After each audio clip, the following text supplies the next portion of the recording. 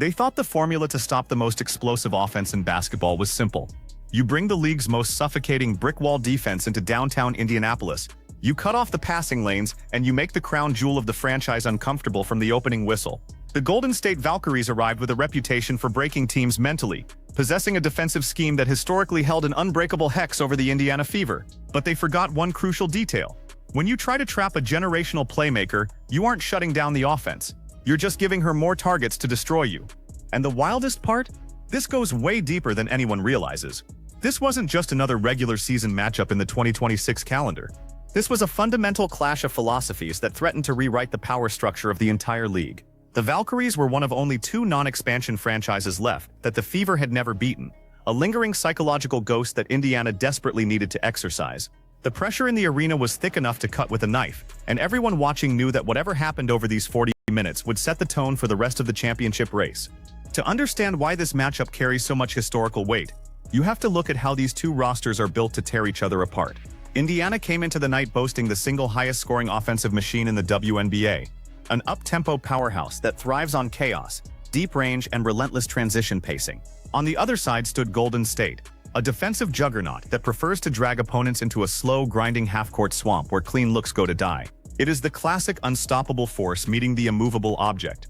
And early on, the Valkyries made it clear they intended to turn the court into a cage match. Remember that tactical contrast? Because as the game wore on, it became the exact pivot point that changed everything. The game ignited with an immediate tactical chess match as Kelsey Mitchell broke through the defense for an early layup, signaling that Indiana had no intention of playing scared. But Golden State answered back instantly with a brutal 7-0 run, anchored by an aggressive physical backcourt that forced the Fever into uncharacteristic half-court stagnation. Tiffany Hayes was absolutely clinical in the opening frames, driving left with single-minded aggression and hitting contested pull-ups that silenced the home crowd.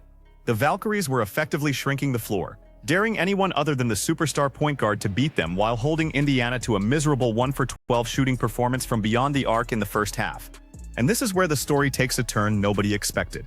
With the perimeter completely locked down and the Fever failing to earn trips to the free throw line, Caitlin Clark completely changed the geometry of the game without even needing to score. Instead of forcing highly contested logo threes against a smothering closeout, she began executing laser-focused interior passes that completely bypassed the front line of the defense. Her chemistry with Aaliyah Boston in the paint became an absolute lifeline for the offense, as Boston utilized her elite footwork and strength to hit turnaround jumpers and absorb contact down low. It was a masterclass in mid-game adaptation, proving that if you take away the highlight reel perimeter game, this roster will simply carve you up from the inside out. Now here's the part that should make you angry if you appreciate pure defensive basketball. The Valkyries did absolutely everything right according to their game plan, suffocating the perimeter and executing perfect after timeout plays drawn up by head coach Natalie DaCosta. Tiffany Hayes was putting on an absolute clinic, answering every single Indiana bucket with a spectacular array of baseline drives and off-balance three-pointers that eventually pushed the Golden State lead to 6 points. It felt like the same old story for Indiana, a frustrating cycle of getting close only to watch a veteran, disciplined team exploit their defensive lapses and re-establish control. Every time the Fever generated a spark of momentum, the Valkyries would execute a flawless half-court possession, bleeding the shot clock dry before draining a demoralizing bucket. But you have to ask yourself how long a defense can truly maintain that level of high-intensity pressure before the cracks inevitably begin to show. The turning point arrived in the third quarter when the physical toll of chasing Indiana's transition offense finally began to weigh on Golden State's guards. Caitlin Clark sensed the fatigue, executed a brilliant spin move away from Hayes, and buried an incredibly tough fadeaway jumper that brought the crowd to its feet. Moments later, she drove hard into the lane, drew the contact, and banked home an unbelievable and-one sequence that completely shifted the emotional energy in the building. That single sequence broke the defensive spell, exposing the truth that no matter how elite a defensive system is, individual brilliance can shatter it in a matter of seconds. The fourth quarter transformed into an absolute heavyweight trade of blows, with both teams executing their offenses at an astonishingly high level.